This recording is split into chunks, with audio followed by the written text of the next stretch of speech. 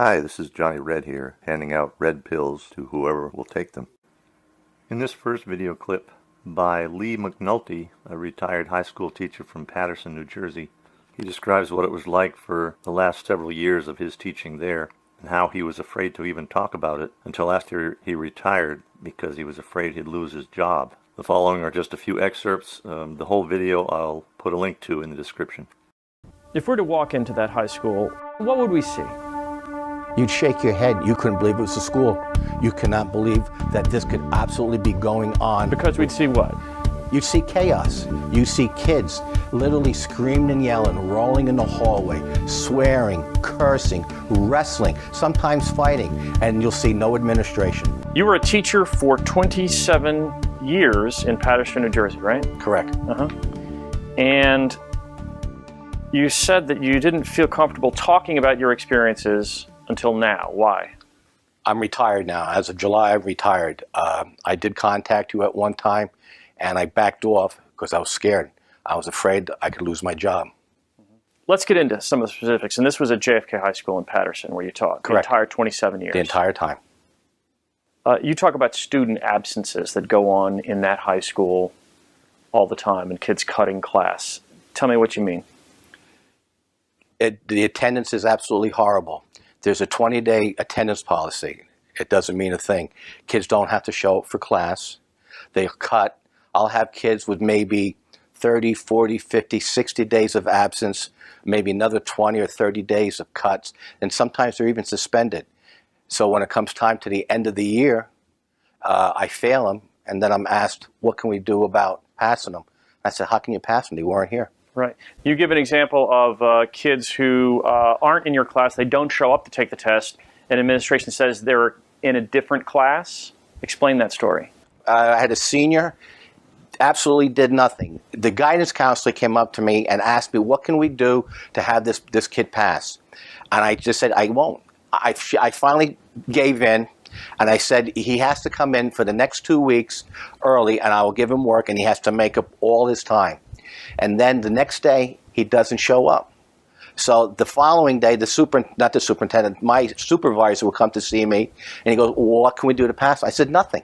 I said, he's got all these days out. I made a deal with his guidance counselor. He didn't do that. Absolutely nothing. Then it turns out I find out that they pulled him out of my class. They made some sort of arrangements with scheduling saying that he's no longer in my class and now he's in art appreciation. There is no such class. And then being that he's in that class, he passed. You're saying they invented a class just to give this kid credits? Yeah. So they could, and why are they doing all this? To keep the numbers up, to say, look, we always had a very low graduation rate. Like I said, especially with seniors, so they want the numbers to go up. We're usually around 300, maybe a little over 300. They just want those numbers to go up. That has nothing to do with education or kids being in school or being responsible to be in class. Choice Media requested an interview with Paterson Superintendent Donnie Evans to respond to these charges. While his office did not reject our invitation explicitly, they did say they would not have time for an interview until at least 2015. Also of note, an article last month in the Paterson Press newspaper said that Evans received a $10,750 bonus that was based on increased high school graduation rates in the Paterson district. Let's talk about student discipline. I'm going to read something you wrote. Gangs of students roam the building all day, every day, all year. They will enter my room during a lesson. I ask them to leave. I'm ignored. I ask again. I'm still ignored. When I come over to them, they'll start running around my classroom, swearing, cursing at me, taking things that don't belong to them. Some grab safety glasses and run out of a shop class. Then eventually make a stance of defiance, swear, threaten, curse at me. Finally, when I have to go outside the classroom door and yell for security, because I have trespassers, then they run out. And you say they also do this when they're looking to fight or beat someone up.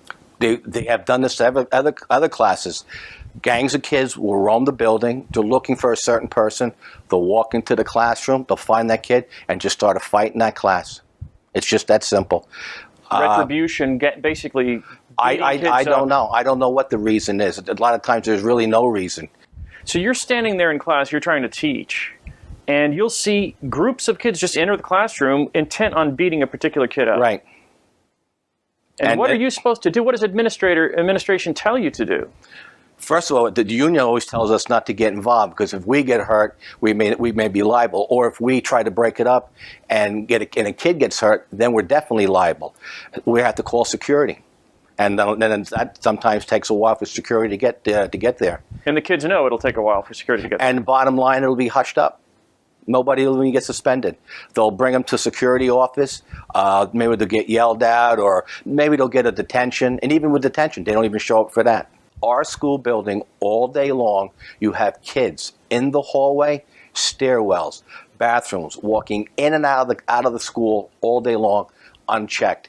And the worst part about it, the school has surveillance cameras inside and out. And I would contact all my administrators, especially the principal, and say, you have it on video. And when I would email them, I would never get a reply back. And I can understand that too. I just thought of that. I wouldn't get a reply back, because then it would be a paper trail that he received it, or acknowledging that he received it. But everything goes on ignored. We have police in the building. They are not allowed to do anything unless they are told by administration first. If they should take a stance, if a fight should break out and they go to break up the fight, they will not be allowed in the building.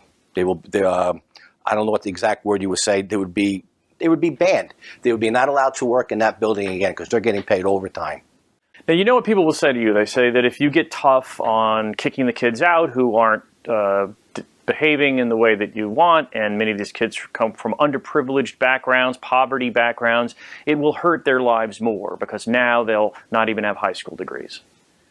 Hopefully, if they learn to follow the rules, because that's the way the real world works. You're going to go and teach kids in school that you can do this, you can do that, you have poor behavior, you're dysfunctional, you can threaten people. You got to get rid of them, because that's not accepted. It's not accepted in society. I would like to know why it can be allowed in school, but if they act the same way any place outside of school, they would be arrested.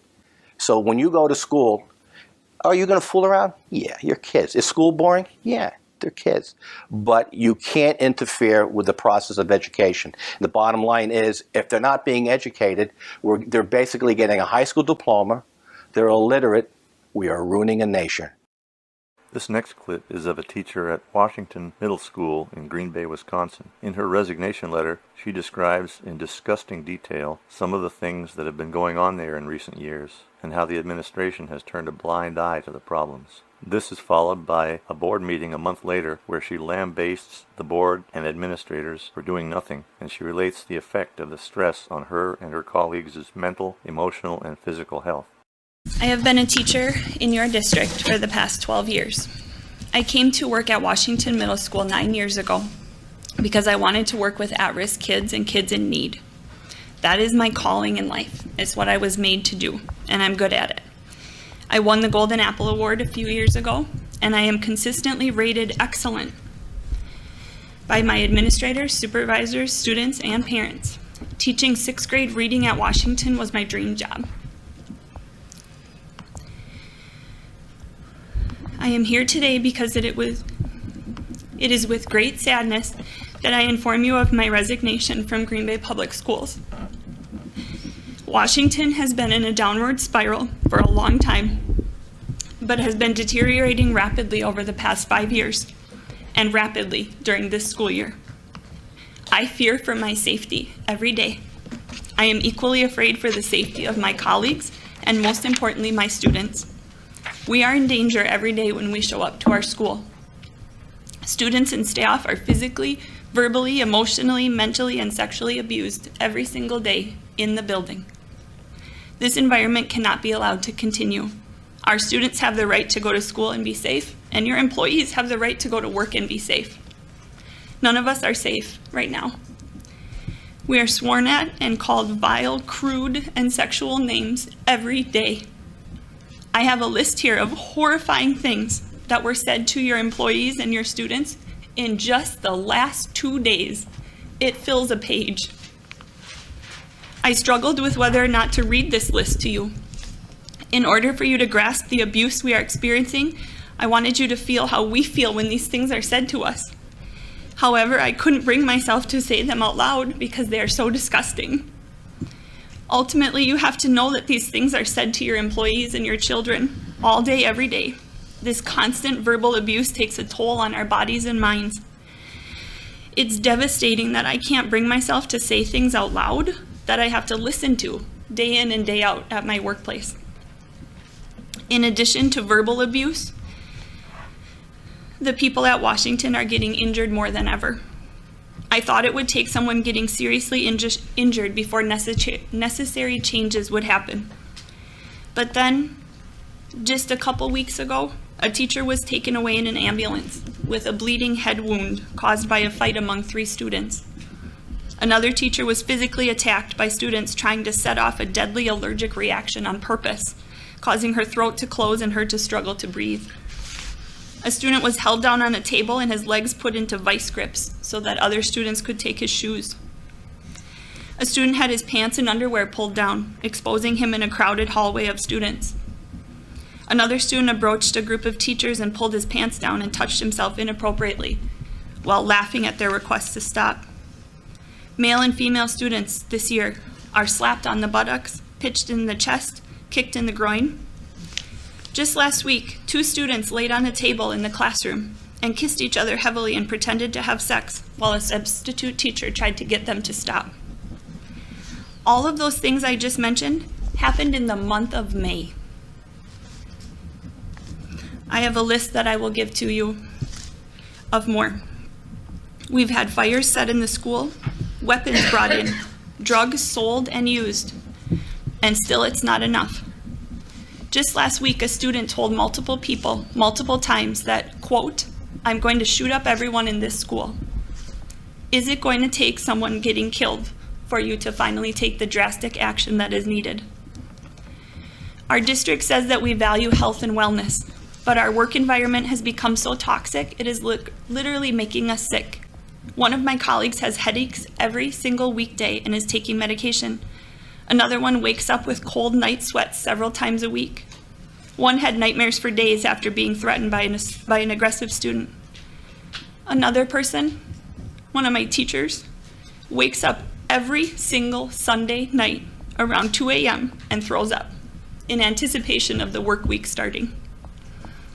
We have heard of more teachers now than ever before being treated for anxiety, depression, stress, and the related health concerns that working at Washington brings. I comfort coworkers who are crying daily. We exhibit symptoms of PTSD because we live in trauma from 7:30 to 3 o'clock every single day. Their education teaches them the skills needed to survive in our school: swearing, screaming, skipping class, hurting people. That's the only way kids survive at Washington right now. Kids who do not learn these tactics are being tormented daily. I look out to the faces of students in my classroom and I see fear in their eyes. I have instructed my students not to answer the door to our classroom because of the truant students who run the school and come looking for fights. They pound on our doors, shake our door handles, scream swear words into our vents, punch and kick the doors, and terrorize us while we are trying to teach and learn. And these are just some of the many violent and aggressive behaviors that my kids have to deal with every day. Dr. Langenfeld, what are you going to do differently? Mr. Ho, Mr. Magus, my principal, the other administrators, your teachers and students are abused, harassed, violated, and put in danger every single day. What are you all going to do differently that will change the next year for us? Systemic change around how our school is treated by the district is required. We need the best. We need you to have the best people in position with incentives for them to stay at Washington, to be a part of a long-term solution.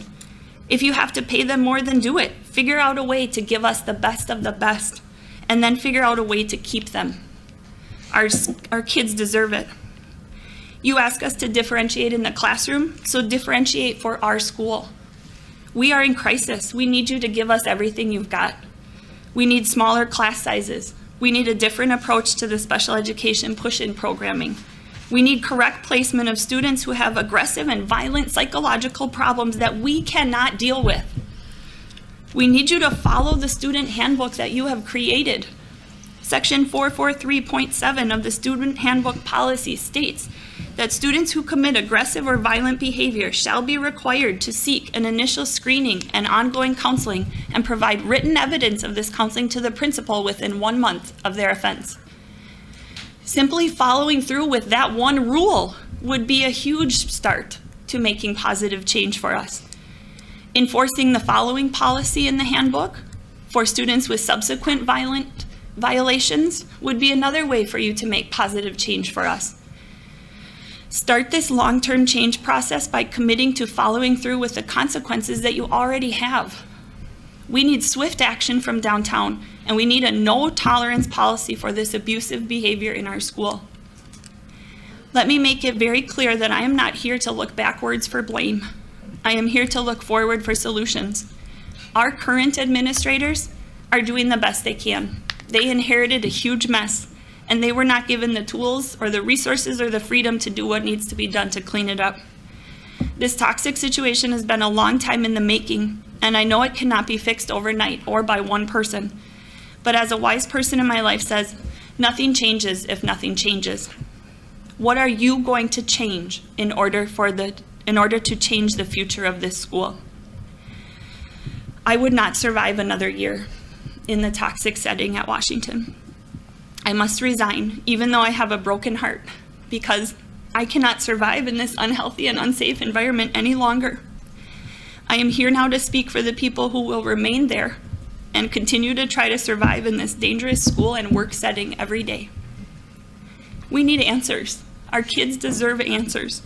If your children came home from school and told you just one of the things I told you today, wouldn't you demand answers? You, as our school board, must demand answers on our behalf. Thank you for your time.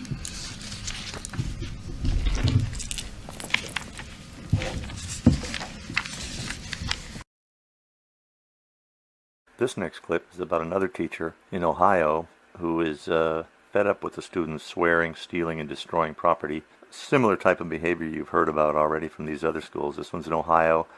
It doesn't say where. The name of the video is Teacher Fed Up with Students Swearing, Stealing, and Destroying Property. There'll be a link below in the description. I'm a new hire this year. I started mid-year due to a severe need. I am here to speak about the lack of uniform, policy-driven discipline and behavior.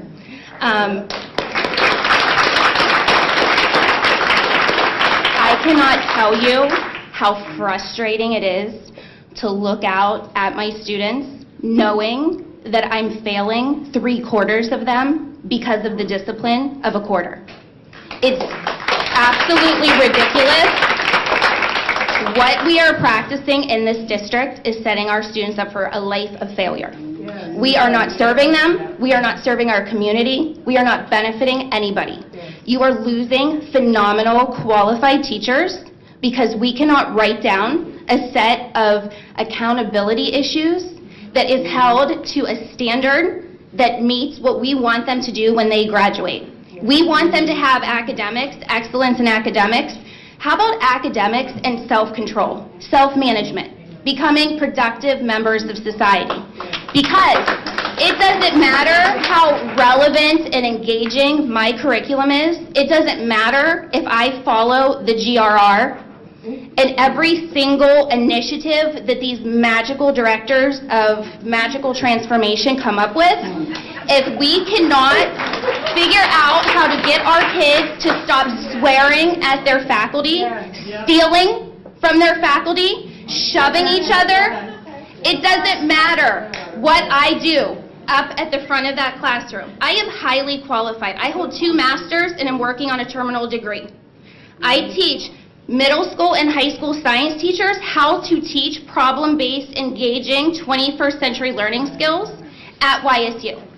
Speaking of YSU, they are looking to pull their student teachers from our district because of the lack of classroom management that has nothing to do with teachers' qualifications or how hard we try. It is our students. They know they're not accountable.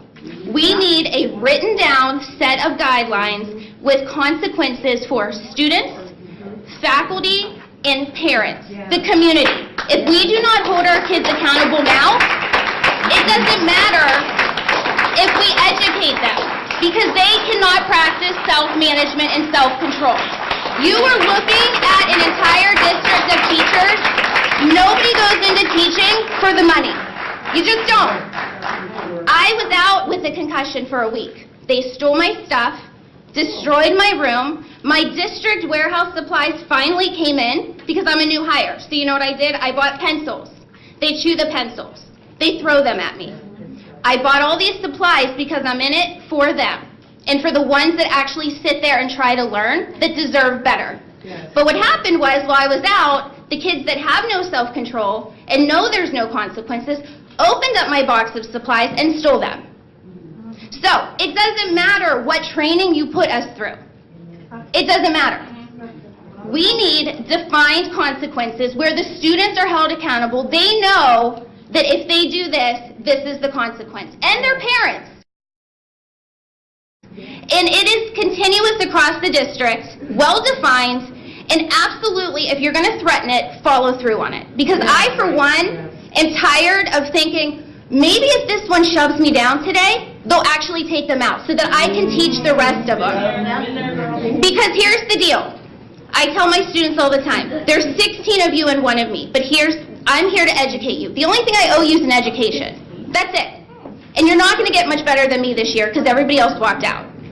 But if I have to choose between you and 15 other students, I'm choosing the other 15. Get out of my classroom. And I sure think that I deserve the support from the district to back up that threat. Thank you.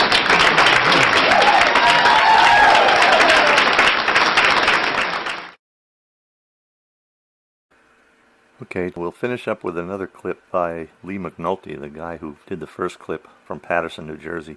He wrote a book chronicling all of his experiences and his frustrations, and details all the stuff that went on there while he was teaching there. He taught for 27 years there, and he's selling a book. He's made a book out of his journal, and it might be an eye-opener to read that. You can go to his Facebook page. He'll tell you about it in the video.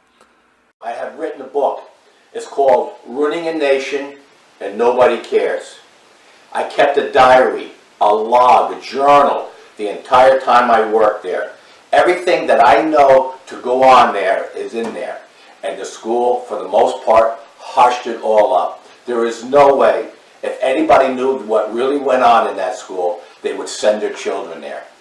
However, I'm going to read a little excerpt from my book, which is my letter of intent to retire. There are going to be other excerpts, other videos, and well, let me just read this right here, right now. To Miss Jamie Cagliosi Murphy, Director of Human Resources, Paterson Public Schools, 90 Delaware Avenue, Paterson, New Jersey, 07503. Dear Miss Cagliosi Murphy, it is a sad day in my life where I must write and submit this letter. However, due to the failure of the administration to instill a sense of order and discipline in the student body at John F. Kennedy High School, I feel it's time for me to leave. Over the past few years, I have reported a situation where cutting is rampant, poor attendance, and unacceptable behavior is acceptable.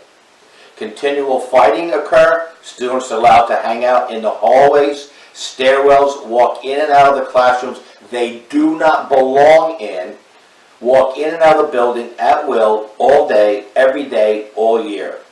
All of these matters have been recorded on the school surveillance cameras and can be easily verified as they occurred. Yet, many of the students who participate in these actions are promoted to the next grade, or because they are seniors, are permitted to graduate.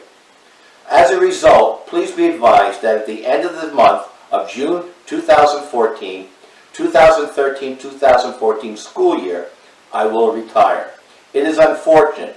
Up until the 2011-2012, the first so-called restructuring year, I never had any intentions of retiring. However, when students are allowed to cut class, being pushed through the system, and my colleagues and I are made to be held accountable for failing It is time to go. I can no longer be part of an educational facility where any and all sense of right and wrong does not exist. My sense of morality and health is more important than having to be continually exposed to an atmosphere that is dangerous, where I do not feel safe in, and I am forced to keep a closed eye and make believe that our school behavior is supposed to be the norm. It is so sad to see the public educational system has so dramatically been permitted to change and has to come to this. I will miss my children, students dearly, and pray for their forgiveness because I was not allowed to give them a better education, an education which they not only deserve, but there was their right.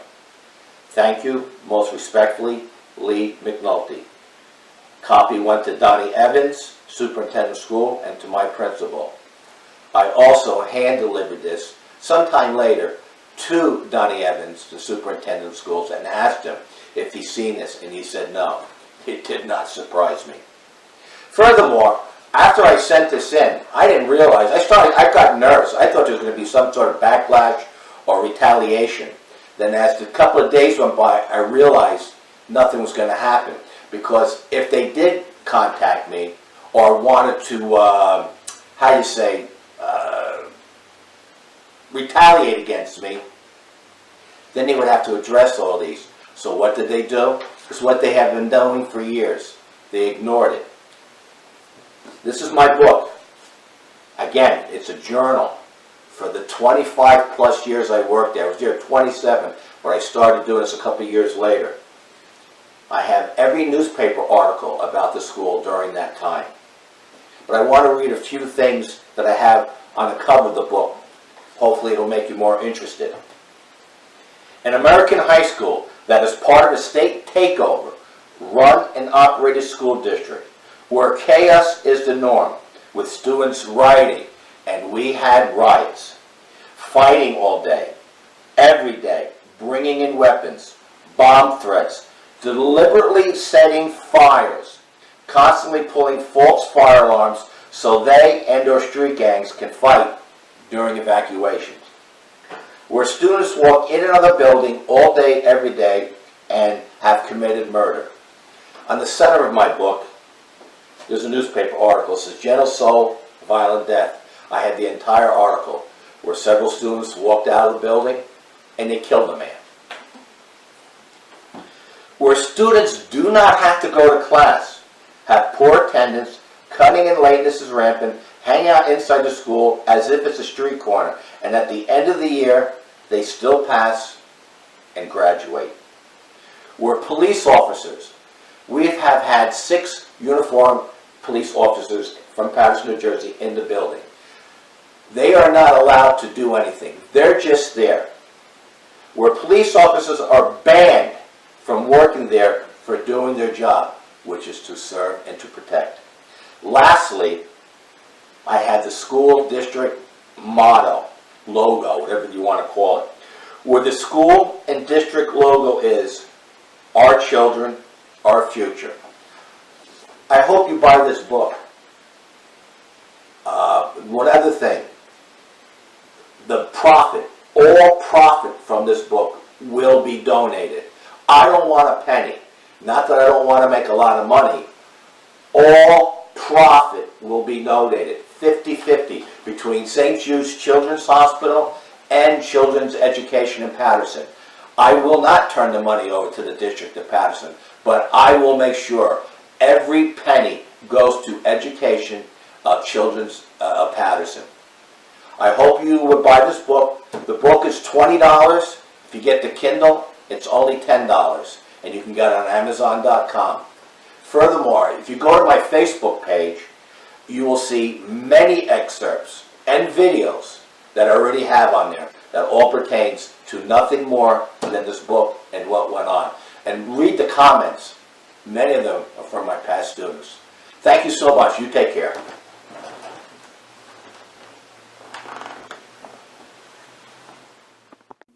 You may have noticed a pattern here.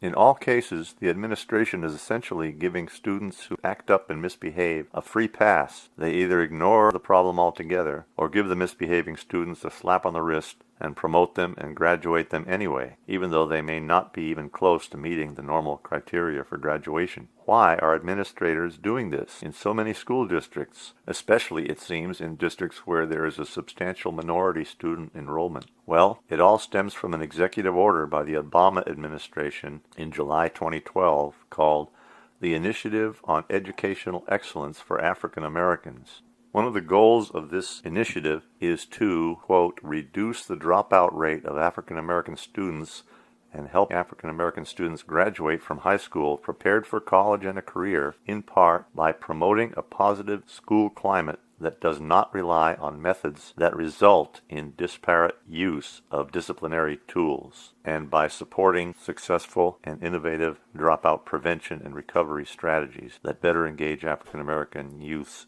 in their learning. Here's an explanation of how it works by Walter Olson of the Cato Institute. The new Department of Justice guidance on school discipline suggests that many otherwise minor matters of student discipline will become the cause for federal investigations under the guise of what's known as disparate impact. Walter Olson, a senior fellow at the Cato Institute, explains. What is disparate impact? The idea is, even if there is no discriminatory intent, even if a school is in fact treating majority or minority kids on exactly the same basis when one of them breaks a rule, disparate impact says that the rule itself needs to be examined if it is leading to disproportionate amounts of discipline for one racial or ethnic group. Behind this all is the question, in general, do different groups, protected or otherwise, misbehave at different rates? The question that you would think they would have to put front and center is, what about actual differences in misbehavior rates? And the mention of that is very brief and very brushing, and just says basically we're not buying the idea that there are differential misbehavior rates. And of course, if they refuse to accept any evidence on that, then they're going to have a lot of investigations to do. What should we expect this guidance to lead to down the road in terms of investigations, in terms of impact on schools and local administrators' ability to do what they're supposed to do? It's a clear shot across the bow saying, expect to be investigated if your numbers are too far off from even discipline. Those investigations may sometimes be generated by Washington itself, which may be going after bigger systems or going after whole states or cities. As an example, we wake up and we find that these laws have become an excuse for the federal government to do a complete takeover of this area. So that's at odds with the Constitution, as far as I can see. One of the questions almost anyone would think, reading through the Dear Colleague letter, is, all right, what about reverse discrimination? You've got these schools feeling under the gun if they don't turn in the right numbers. You've got plenty of anecdotal information indicating that they are sometimes tougher on the majority group or on the group that is under-disciplined and hand down longer suspensions just because they're afraid of making their numbers worse. What's the status of reverse discrimination? And there's this complete silence. So, this executive order handed down by Obama is wreaking havoc in public school districts nationwide. The order is wrong-headed to begin with because it starts with the wrong premise, namely that different races of students all misbehave at the same rate, which is obviously false. It then assumes that if there is disparity in the rate of suspensions, police calls, arrests, and other disciplinary measures, then this is a discriminatory situation that must be remedied. This emboldens African American students to misbehave even more, since they know that there will be no serious consequences. The administrators, as Mr. Olson said, are under the gun to make their numbers acceptable, so they try to even out the disciplinary measures, even though the rates of misbehavior between the races are disproportional. This is resulting in reverse discrimination, whereby harsher disciplinary measures are given for white students for lesser infractions, and where more leniency is granted to African American students. This situation will continue to get worse unless and until this stupid order is nullified. I could go on with stories about teachers being assaulted and harassed, but I think I'll end with this one. from out of Ohio, where they're considering legislation that's right in line with the Obama executive initiative there. More insanity, more teachers getting assaulted, more teachers quitting, and more black students graduating functionally illiterate. Tonight, state lawmakers are looking at getting rid of school suspensions and expulsions for young students. NBC4's Ohio State House newsroom reporter Jason Aubrey tells us how that measure would work. If passed, the legislation would give schools 4 years to stop out-of-school suspensions for students in pre-K through 3rd grade. The achievement gap has been studied, and efforts to reduce it have failed, according to State Senator Peggy Lehner. Well, the fact is, after 20-some years of testing, we are looking at the exact same thing we were looking at when No Child Left Behind was first instituted. Lehner says the reason the gap is not closed has nothing to do with the quality of schools or teachers, and more to do with how certain students are kept out of class by suspensions and expulsions. In 2015, more than 36,000 children across Ohio were suspended for 3 days or more. Of those, more than 90% are economically disadvantaged. 65% of them are African American boys. Already academically behind, suspensions only push them further and further behind and leave them feeling unwelcomed in the classroom. To turn this tide, Lehner is introducing the Supporting Alternatives for Fair Education Act. It gives institutions of higher learning time to create curriculum to educate future teachers on how to handle behavior problems in the classroom, something teachers say they are not trained to do before graduation. Now, to be clear, the bill does not eliminate out-of-school suspensions and expulsions for dangerous or violent outbursts. Okay, that's the fairy tale. Here's the reality out of Harrisburg. Teachers in chocolate schools, chocolate high schools in Harrisburg are being assaulted by black students, so much so that they're quitting. Nobody's paying attention to them. It's turning into a nightmare out there, but we've done lots and lots of stories about Harrisburg, so let's just add this one to the list. Yes, well, I spoke to the president of the teachers union. She says that students have assaulted teachers and not enough is being done about it. Now, the president says that the violence that's taking place in the classrooms also includes students fighting other students. She says teachers have asked for support from administrators, but they have not gotten it. Jody Barksdale is the president, and she says from July of this year to October, 45 educators have resigned, and there's a fear that resignations will keep coming. Whenever I have teachers coming to me crying and saying that they don't know if they can take it anymore after 20 years of teaching in the district, that concerns me. Now, the teachers union, the president of the teachers union says this is not a district-wide problem. This is happening at some of the schools. She also states that teachers are expected to confront the school board on Monday. At this time, the district has not released any comment. And here's a story out of St. Louis where the teaching environment is so dangerous, so toxic.